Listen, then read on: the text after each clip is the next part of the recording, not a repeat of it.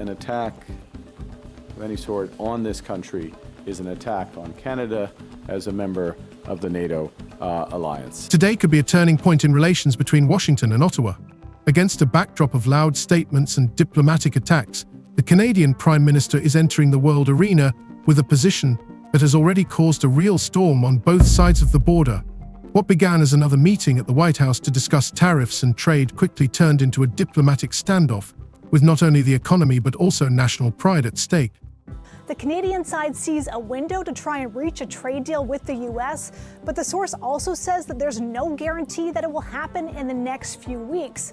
What we also know is that Canada's ambassador to the U.S. was at today's meeting. The American ambassador recently made remarks that many in Canada perceived as offensive. He openly accused his neighbors of being ungrateful and lacking enthusiasm for their partnership with the U.S. But the reaction was far from what was expected. Instead of diplomatic silence or restrained commentary, a direct response followed. Canada made it clear that it no longer intends to play the role of junior partner and that any new agreements are only possible on terms of equality. This response sounded less like a defense and more like a statement of strength. And that is what took the situation to a new level. While Washington is accustomed to tough rhetoric based on pressure and threats, Ottawa has chosen a different tactic: calmness, firmness, and confidence. But behind this calmness lies a strategic calculation. For several years now, Canada has been building new economic ties with Europe, Asia, and Mexico, diversifying its trade and strengthening its own resources. This means one thing: it can now afford to say no.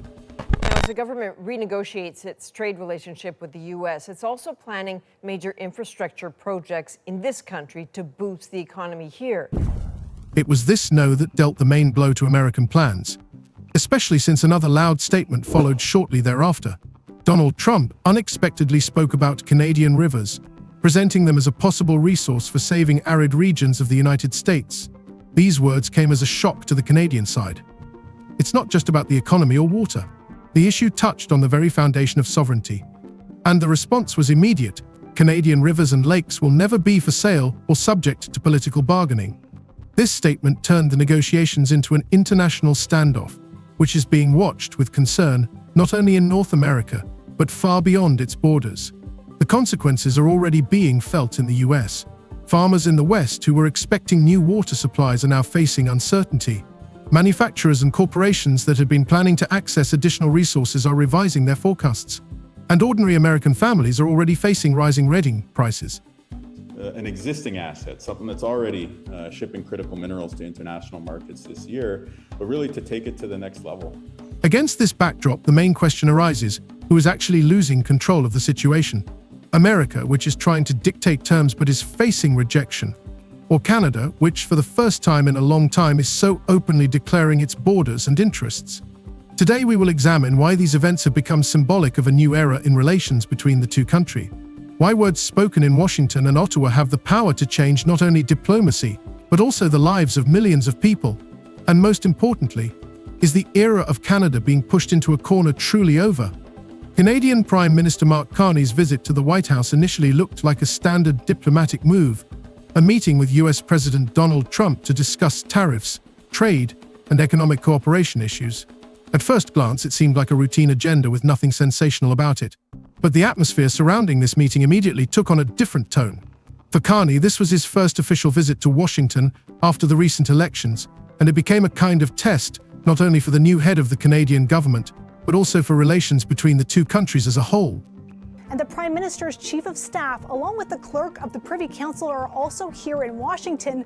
The American media actively discussed how ready Carney was for such a drastic change in role. From international financier and head of the central bank to political leader, who is expected not only to make economic decisions, but also to take a firm stance on the world stage. Canadian publications sounded alarm bells ahead of the visit. The public had not forgotten the years when the Trump administration openly pressured Canada, imposed painful tariffs on steel and aluminum, and called the Canadian Prime Minister himself a weak governor. For Ottawa, the issue was not simply about negotiating new trade terms, but about restoring the country's dignity, which had been questioned for too long. At that moment, an unexpected factor came into play: the US ambassador to Canada. Just a few days before Carney's visit, he made public statements that shocked not only politicians but also ordinary citizens. First, he called Canadians ungrateful, claiming that they were not showing sufficient interest in cooperation with the US. Then, twice in 1 week, he emphasized that Washington expected much more from Ottawa. A broader deal that would cover not only trade under the existing agreement with Mexico and the US, but also strategic sectors such as energy, nuclear power, and critical minerals. His words sounded less like a proposal and more like a reproach. And to these ends, the United States has announced a series of trade actions. Those began near the start of this year with the so-called IEEPA tariffs against Canada and Mexico based on U.S. concerns about the border and fentanyl trafficking. The reaction in Canada was immediate. Outraged statements were made in Parliament, a wave of criticism arose in the press, and public organizations issued dozens of appeals accusing the ambassador of insulting national dignity. People pointed out that it was the US that started the trade wars, and that it was Washington that destroyed trust by imposing tariffs and threatening to renegotiate even long-standing agreements. Against this backdrop, accusations of ingratitude seemed not just strange but downright cynical. On social media, Canadians wrote en masse that America was behaving like an arrogant neighbor who burns bridges and then wonders why no one walks on them anymore. Against this backdrop, Carney's visit took on a special meaning. Now it was no longer just about trade negotiations. The question was much broader. Was Canada ready to openly declare that it would no longer bow to pressure, or would it once again agree to play the role of junior partner, as it had often done in the past? Rumors were circulating behind the scenes that the American side intended to use the meeting to exert pressure. Trump allegedly wanted to link trade concessions for Canada to concessions in the energy sector and access for American corporations to Canadian rare earth resources. These resources are becoming increasingly important for the production of electronics and military equipment, and Washington clearly expected Carney to agree to open the door in order to maintain trade stability. But this is where the situation got out of hand. Instead of softening his rhetoric after the ambassador's words, the Canadian Prime Minister chose to take a hard line. Even before the talks, he made it clear that he had no intention of ignoring the scandal. Carney said that Canada already had a strong and balanced agreement with the US and Mexico that was working, and that any new steps would only be possible if they were in the interests of Canadians. This position sounded like a challenge. Previously, Ottawa had often tried to avoid direct confrontation, limiting itself to diplomatic language. As a result of these developments, the breadth and the depth of the changes in U.S. trade policy have become more fully apparent. But this time, things looked different.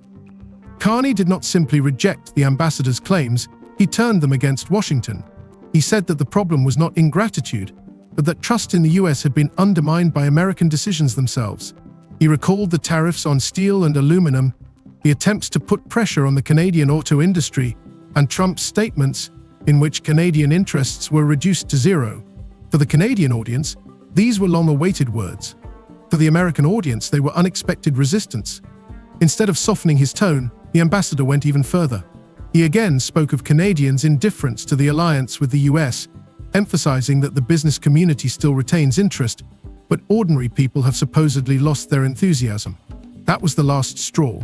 In Canada, the words were taken as an insult to the whole society, as an attempt to divide the country into right and wrong citizens. Newspapers ran headlines saying that Washington had insulted every Canadian, and analysts spoke of an unprecedented diplomatic blunder. Thus, two events, Carney's first visit and the US ambassador's controversial statements, overlapped and turned into a common narrative of confrontation. For Washington, it was a way to push through more favorable terms and impose a new deal on Canada. For Ottawa, it was a moment of truth in which it had to show that the country was ready to defend its sovereignty. That is why the public felt that what lay ahead was not just negotiations, but a real test of strength. In university lecture halls, students discussed not only trade, but also the country's future in international politics. Economists talked about the risks to timber and oil exports, while trade unions discussed the jobs that could be at stake. Even cultural organizations joined the discussion, reminding everyone that US-Canada relations are not just about economics, but also about values that cannot be measured by contracts. As in previous trade disputes, Canada has implemented a series of retaliatory tariffs. Their objectives have been to protect Canadian workers and businesses and to incentivize a negotiated settlement with the United States. Few other countries followed suit. All these factors created an atmosphere in which Carney's visit to the White House became a highly charged political event. In Canada, it was compared to historic meetings during the Cold War, when it was not tariff rates that were at stake, but national dignity. In this context, every gesture and every word took on special significance. Mark Carney's response to the US ambassador's statements and Washington's pressure was a moment that significantly changed the perception of Canada as a player on the international stage. Where many expected cautious diplomacy and vague wording, a speech was delivered that contained neither panic nor attempts to justify oneself. Carney spoke calmly and measuredly, but his every word worked to create the image of a leader who is not afraid to set conditions, even in a conversation with a more powerful partner. His reaction surprised many observers in that it was both firm and polite.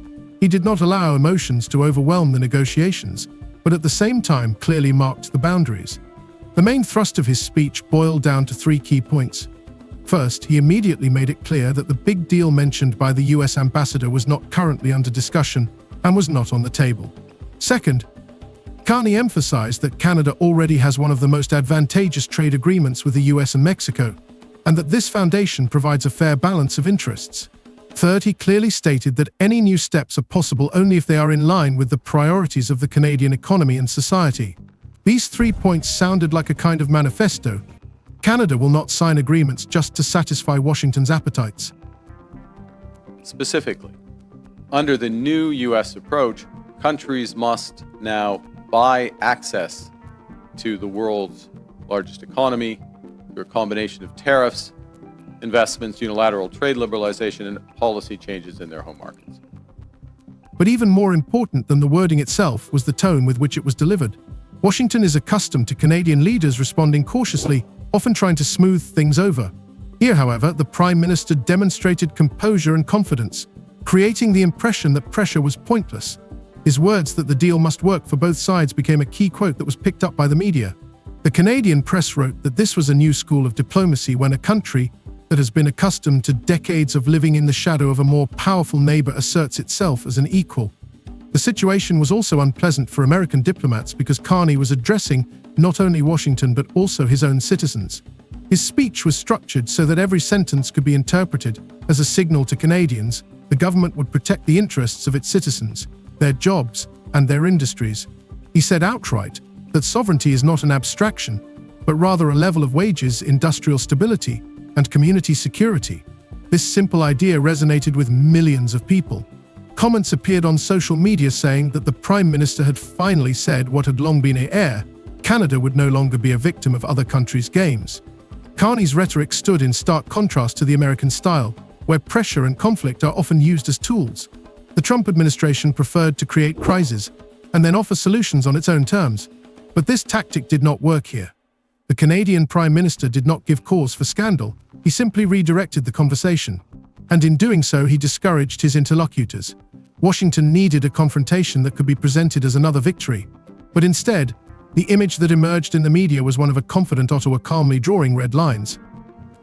Those were quickly followed by reciprocal tariffs on every U.S. trade partner and very high sectoral tariffs applied globally on strategic industries, including steel, aluminum, autos, and copper. What made a particular impression was that Carney spoke about the levers of influence that Canada has. He reminded everyone that the country has opportunities to diversify trade and that Ottawa is already actively working on this. Similar statements have been made before, but at this particular moment, they took on new meaning. It is no coincidence that analysts noted that he not only set a condition for Washington, but also showed his own citizens that we have a choice and are not obliged to agree to everything. Perhaps the most powerful moment was not the content of the speech itself, but its delivery. Carney did not try to appear tough for the sake of spectacle. On the contrary, his calmness and composure made the message even more powerful. This is a case where the absence of shouting is perceived as a demonstration of strength. In private comments, the American media acknowledged that it is precisely this manner that particularly irritates Washington. An opponent who does not succumb to provocation is the most difficult to defeat. But the effect of this speech was not limited to the negotiation process. It also became noticeable in strategic terms. In the weeks that followed, experts began to talk about how Canada had finally changed its paradigm from a country that primarily sought the favor of its southern neighbor It was transforming into an independent player with its own set of alliances. Ottawa had indeed been preparing the ground for this for a long time. The expansion of economic ties with the European Union, the deepening of cooperation with Mexico and Japan, and participation in the Trans-Pacific Partnership, all of this already existed. But it was only now that it took on a political dimension. In fact, the average U.S. tariff rate on the world has jumped from just over 2% at the end of last year to almost 16%, 8 times higher. 16% currently. Equally important is the fact that Canada has taken steps to strengthen its own base. Government documents increasingly mention investments in the extraction of critical minerals, the development of energy independence, and the creation of new agricultural programs. Even the launch of major projects to modernize hydroelectric power plants and expand transport infrastructure began to be presented as elements of a strategy to reduce dependence on the US. Some analysts argued that this was a hidden mobilization of the economy aimed at enabling the country to withstand potential pressure in the future. This strategy also had a psychological effect. The public began to feel that the country was no longer hostage to a single relationship. For businesses, this meant new opportunities in Asian and European markets. For workers, it meant hope that their industries would not be sacrificed for the sake of concessions to Washington. For politicians, it was a reason to declare that Canada was on the threshold of a new era of independence. Of course, not everyone believed that such a sharp change of course was possible without losses. Critics pointed out that the country's economy was still closely intertwined with that of the United States, and any steps to distance itself could have serious consequences. But even these voices acknowledged that Carney's style had changed the mood in society. He became a symbol that Canada was at least ready to discuss its role in terms of independence rather than dependence. The United States has also imposed substantial trade actions on the Canadian lumber industry. Now, in recent weeks, the United States has agreed a series of trade deals with a variety of countries. And these deals have several aspects in common. First, baseline tariffs that cover a broad range of goods and services that are substantially higher than those U.S. tariffs that existed before. Meanwhile, irritation was growing in the US. Political observers in Washington noted that Canada's behavior had become an unexpected obstacle. Where they had expected quick concessions, they now had a partner who was mis-setting conditions. Even worse for the American side was that Canada's position was supported by allies in Europe and even by some American experts who acknowledged that Trump's pressure only strengthened Ottawa's strength and Ottawa's distance itself. This was the main turning point. On the one hand, Carney set tough boundaries, preventing the imposition of someone else's agenda. On the other hand, he built these boundaries into a strategic plan in which Canada has more partners, more leverage, and more freedom. Thus, the response to the ambassador's specific statements and Washington's attempts to exert pressure became part of a broader picture, a change in the country's role on the world stage. This new U.S. trade policy has several motivations: to raise tariff revenues, to protect strategic industries, to encourage foreign investment in the United States, and to change trade and non-trade policy in U.S. partners. Trump's focus was on the Columbia River, which stretches more than 2,000 kilometers from British Columbia to the Pacific coast of the United States. For decades, this river has been regulated by a 1961 international treaty that balances hydropower and flood control issues. But when the American president effectively proposed using Canadian waters as a lifeline for American agriculture and industry, Ottawa saw it as a low blow, especially considering that negotiations to modernize the treaty were already underway and a compromise was expected. The reaction in Canada was swift. Politicians from different parties united in a rare consensus: no rivers or lakes in the country would be up for sale. Social movements, including environmentalists and indigenous peoples, were sharply critical. In a matter of days, more than 80 coalitions were formed, warning that concessions on this issue could lead to devastating consequences, ranging from environmental disaster to the complete undermining of the country's independence. Even those who usually advocated deeper cooperation with the US were forced to admit that Trump's words had crossed all acceptable boundaries. In a positive and very important development earlier this month, just a few weeks ago, the United States reaffirmed a core commitment to our free trade agreement, CUSMA, by reinforcing that those Canadian exports to the United States that are compliant with that agreement, that are compliant with CUSMA, will not be subject to U.S. IEEPA tariffs. The Canadian Prime Minister, who had previously demonstrated calm and restraint, chose a much tougher tone this time. His statement that Canada's rivers and lakes will never be a commodity for foreign governments sounded like a final verdict on any attempts to exert pressure.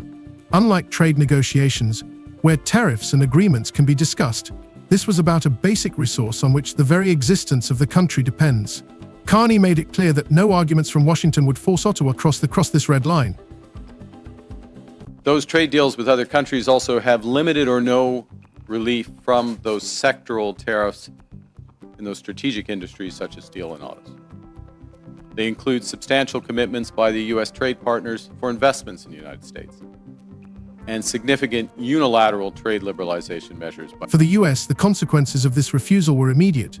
In the western part of the country, where drought has long been a chronic problem, many farmers and officials were counting on the new agreements.